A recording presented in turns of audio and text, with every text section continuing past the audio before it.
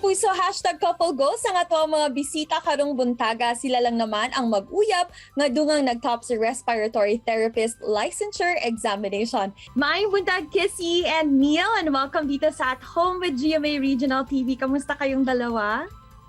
Maayong buntag ba? Okay lang, ma'am. Okay lang po.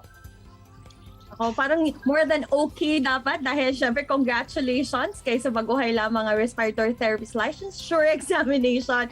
Duha mo ang nag-top. How do you guys feel right now? Happy kayo. Oo. Pero murag wala pa siya nag-sink in ba? Kay Sir Neil ba, paunsa ni mo nahibalaan na nag-top ka? Naibalaan ako tungod kay Kissy. Nagtawag siya sa kuha na, naghilak siya.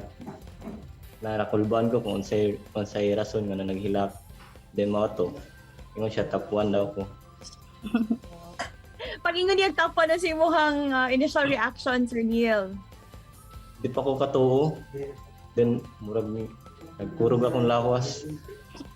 Na-shock ko. Shock yun, no? Si Kissy naman, unsay story once na discover ni mo na duha din mo nag-top.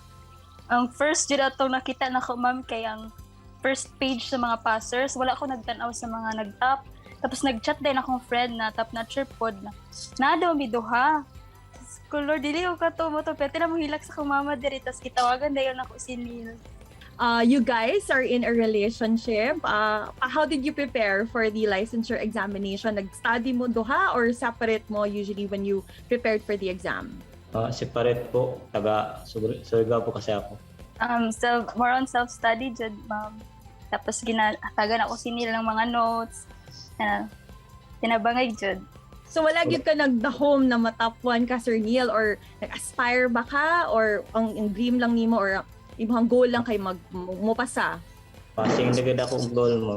Kay wala ko lang mo-expect. Pero ikaw, Kissy, syempre ikaw man gyud ang love of his life.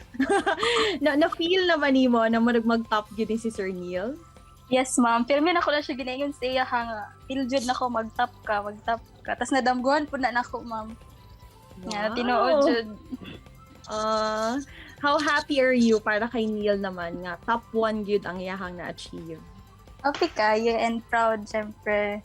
Siyempre, right now, ngayon nga, of course, again, congratulations for this remarkable achievement ninyong duha.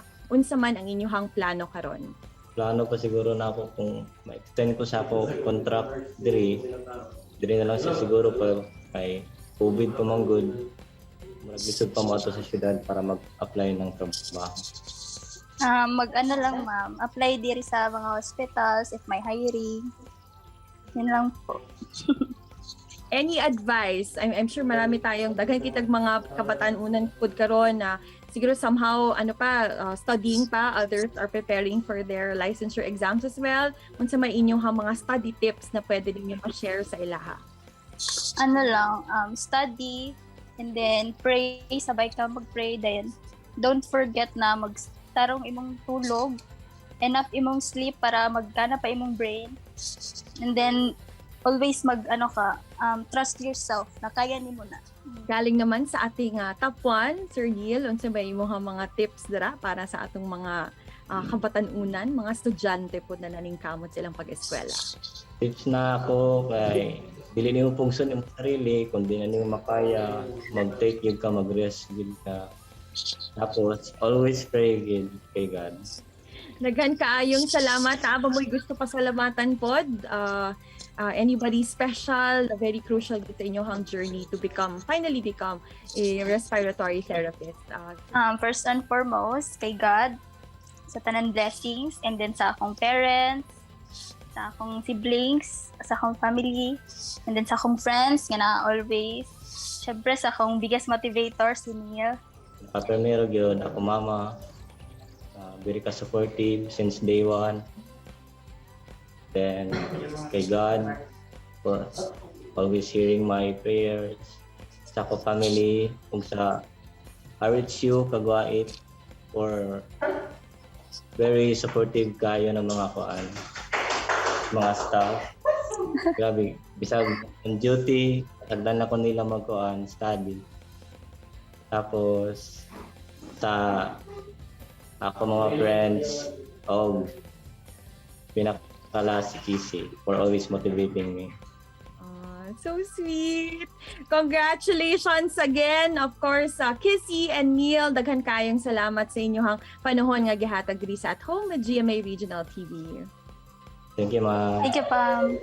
Kini ang At Home with GMA Regional TV.